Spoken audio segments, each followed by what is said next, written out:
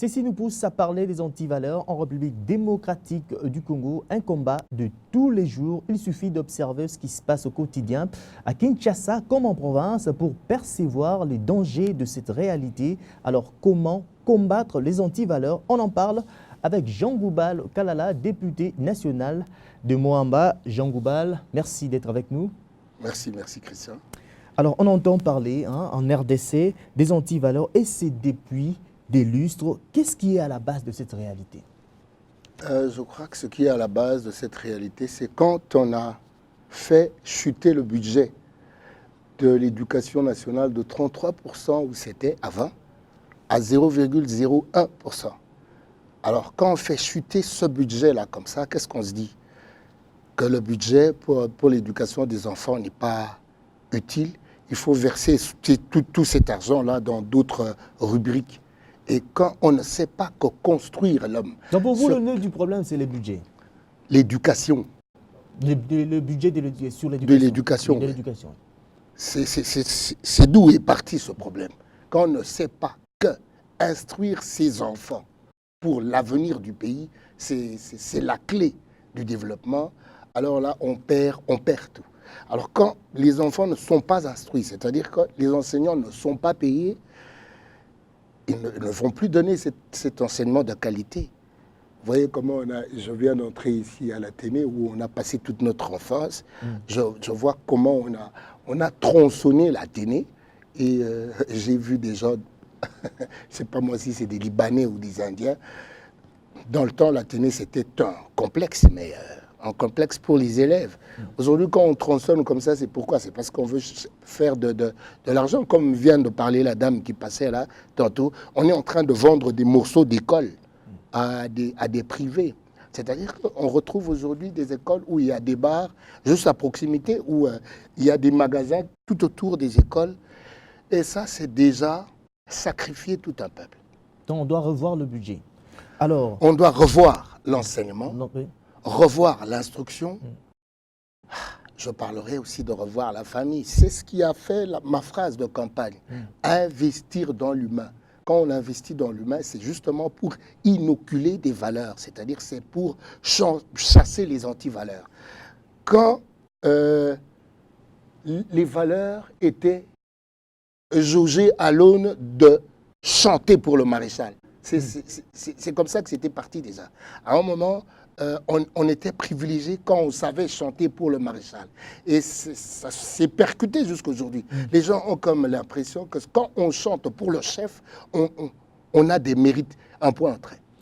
Jean Goubal, il y a pas mal d'initiatives dans le pays, ça il faut le dire, pour lutter contre les antivaleurs. Mais par moments, on a l'impression que les Congolais jouent aux sourdes oreilles.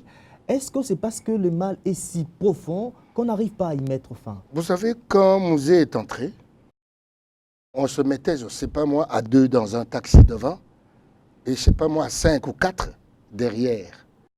Et la chicotte est venue. Quand la chicotte est venue, tout ça s'est arrêté. Je me rappelle, il y a un moment où on appelait se tenir derrière le chauffeur, on l'appelait rail. On se tenait sur les rails. Tout ça, c'était fini. Il faut sévir, il faut qu'il y ait aussi la discipline, mais qui doit être poussée par le chef. Je parle du chef.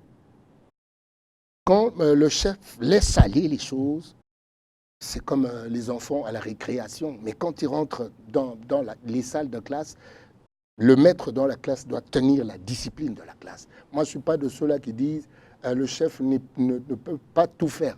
Je suis de ceux-là qui disent que c'est le chef qui règle la vie de sa société. Alors, selon vous, qu'est-ce qu'il faut faire pour sortir la République démocratique du Congo de cette réalité? Il faut que la justice sévisse. Là où il y a des antivaleurs, il faut que la justice sévisse. Encore que cette justice-là, il faut mettre des gens qui ont de la valeur en eux. Parce que j'ai comme l'impression qu'aujourd'hui, nous sommes corrompus jusqu'à la moelle épinière, nous, le peuple congolais. Nous sommes mais foncièrement corrompus. Nous allons peut-être terminer par cette question. Vous êtes député national. Quelle sera votre démarche, n'est-ce pas, pour combattre les antivaleurs?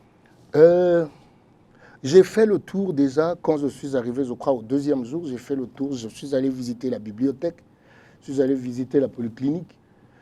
Vous savez, frère, dans une maison qui doit écrire, établir et voter des lois, il faut que les gens qui viennent aient un endroit où se ressourcer. Parce qu'on n'est pas tous juristes quand on vient là. On peut avoir une bibliothèque qui nous enseigne, déjà. Et vous savez, quand j'observe les gens qui sont tout autour du palais, les gens qui constituent le peuple, c'est comment que ça s'appelle Les élus?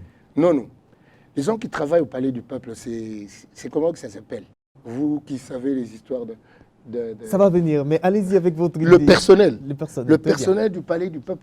Quand je regarde, je me dis, mais il paraît que les députés ont un peu d'argent.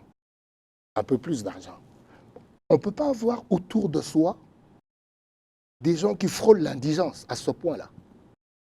Donc, si déjà au niveau de la maison, au niveau du palais, on trouve de l'indigence, dites-moi comment on pourra retrouver à Bouende, à Lissala, le bonheur de vivre dans le Congo. Alors qu'autour de papa, j'appelle le Parlement la maison de papa. Autour de papa, il y a la disette. Mais votre démarche alors, pour y mettre fin?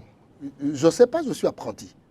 Je ne sais pas comment il faudrait que je m'y prenne pour parler de ça.